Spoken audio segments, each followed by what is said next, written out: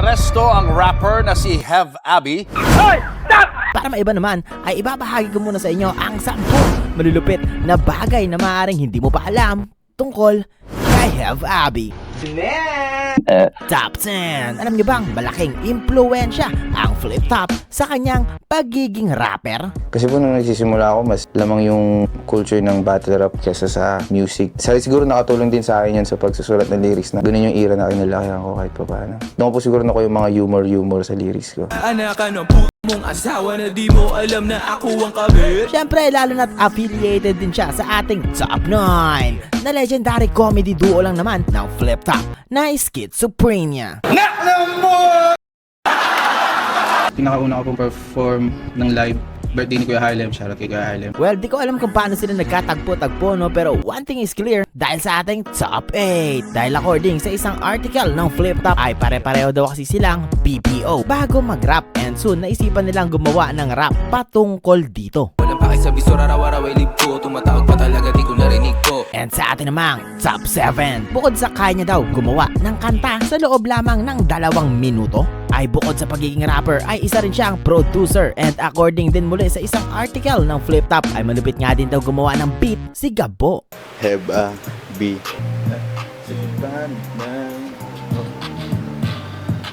Top 6. Alam niyo ba yung babae sa intro ng Para sa Street? Sinasabi ko sa'yo, Abi, pag di mo to pinanindigan, hahantingin kita sa Tomas Morato. Men, kaya daw yung ganon is tinakbuhan daw ito ni Hev Abi dahil naanakan niya. Biro lang. Dahil according to him, random voice message lang daw yon na trip-trip. Random voice message lang yun. Hindi naman talaga niya ako hahantingin. Uuugan. Wala naman talaga akong dapat panindigan. Pero sakto sa niya yung message na yun. Ginagawa ko yung kanta. Alam mo yun, link yung humor nung dalawa. So nilagay ko na siya doon. Top 5 ay ang top rappers naman na iniidolo ni Hev, local man o international. Madami po siguro sila. Kay Loons. Tawagan pa ka lang Shanty. Shanty Dope, sobra. Nalala ko dati nung bata ko, naaway ko yung utol ko. Yeah, Shanty Dope, 16 pa lang nagra-rap no. Ano? Ba't ako hindi pwede? Ba't ako dito pa rin ako? Tulungan mo naman ako. Bugin ako kay Koy. Siguro, bugayin ako kay Koy about parang nakikita akong corny dati. Tapos, lumabas siya. Ayos pala. Uwi na sana kami, hindi na sana kakain si Frank kasama namin. Biglang, sumulpot bigla. Present. Yan, si Hev Abi. International, marami rin po eh. Kendrick at iba pa. Natutuwa ako pag may mga taong papakita ng kakulitan nila sa mga ginagawa nila. Weird kung tawagin, sabi nga ni Tyler. Top 4 ay ang hindi ko lubos maisip na dream collab ni Hev Abi na sobrang salungat sa kanyang genre. Si Miss Jaya po. Pinagusto ko makakulab simulat sa pool. Sino siya? Miss Jaya po. Jaya? Bakit si Jaya? Wala lang. Ang galing po. Nagaling po kasi sa boss na talaga sa idol ko siya. Sobra. Wala na di ako balagbag. And ang good news, syempre si Miss Jaya na ang magsasalita. I think we're doing a collab with Hev Abi. Sabi niya kasi gusto daw niya.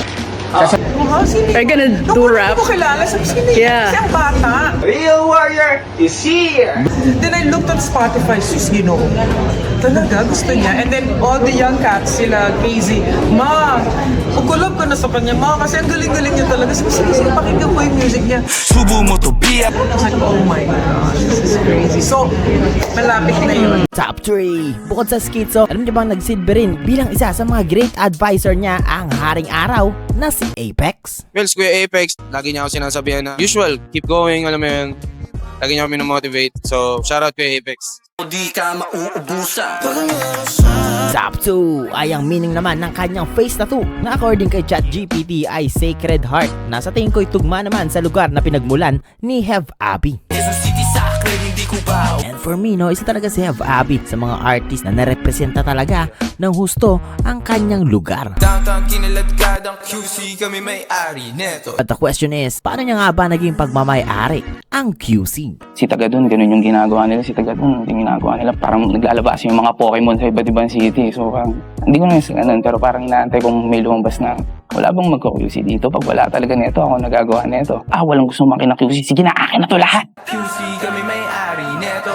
Top 1! Alam niyo bang bago balagbagin ni Hev Abi ang mainstream at maging Artist of the Year, ay nahulaan niya na ito sa panahong halos wala pang nakikinig sa kanya. Downtown Trade Entertainment, men, tatak niyo sa mga utak nyo. Isa kami sa mga magbibigay na maganda sa ating sa inyo sa mga susunod na taon. Palakpakan naman tayo Yung bumalagbag ng Spotify ng 2022. Kabaero by Jensen Malupito. Maraming salamat sa lahat. Mga sumusuporta sa akin. Downtown Trade Entertainment, men, tatak niyo sa mga utak yung Spotify Kanye Artist Year 2024. Have Abby! sa lahat ng mga nagkakagusto sa akin. Kaya ko lang, makulitan talaga ako kasi ako marunong magseryoso eh. Pero I love you so much! Isa kami sa mga magbibigay na maganda sa amin sa inyo sa mga susunod na taon. Mga pala si Gabo, kung di nyo naririnig, o mas kilala bilang Have Abby. Ako nga pala si Cyberflex and yeah, I hope malagpasan din ito ni Have Abby at bumalik ng mas malupit pa sa dati. Di sa mga ladies, hello. Oh my gosh.